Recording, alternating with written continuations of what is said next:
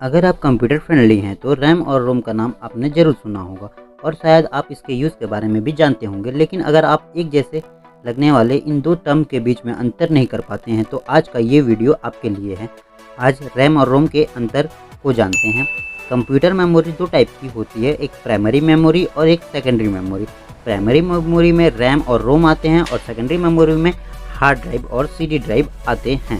RAM और रोम दोनों का इस्तेमाल कंप्यूटर और टैबलेट आदि में होता है और ये दोनों ही कंप्यूटर के इंटरनल मेमोरी होती है जिसमें डाटा स्टोर किया जाता है। आइए पहले रैम के बारे में जानकारी लेते हैं ताकि इसके बीच का अंतर आसानी से समझा जा सके। रैम एक तरह की प्राइमरी मेमोरी होती है। इसकी full form random access memory होती है। इसको वोलेटाइल मेमोरी, मेन मेमोरी और फिजिकल मेमोरी भी कहा जाता है।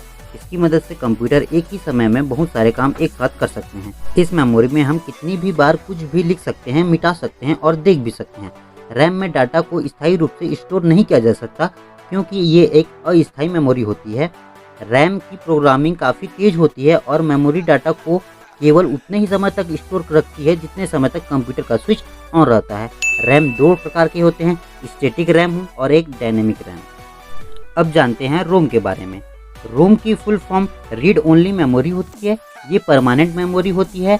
इसमें प्रोग्राम पहले से ही स्टोर रहते हैं जिन्हें बदला नहीं जा सकता और ना ही हटाया जा सकता है, केवल इसे पढ़ा जा सकता है, इसलिए इसे रीड ओनली मेमोरी कहते हैं। कंप्यूटर स्विच ऑफ होने के बाद भी रोम में स्टोर डाटा डिलीट नहीं होता है, इसलिए रोम को परमानेंट मेमोरी या फिर नॉन वोलेटाइल मेमोरी कहते हैं। रोम के 3 प्रकार होते हैं, programmable read only memory, erasable programmable read only memory, electrical programmable read only memory. आइए अब रैम और रोम के अंतर को जान लेते हैं। RAM and Rome. रैम का इस्तेमाल टेम्परेरी स्टोरेज के लिए होता है जबकि रोम का परमानेंट स्टोरेज के लिए इस्तेमाल होती है। रैम में बिना पावर के डाटा सेव नहीं रहता, रोम में बिना पावर के भी डाटा सेव रहता है।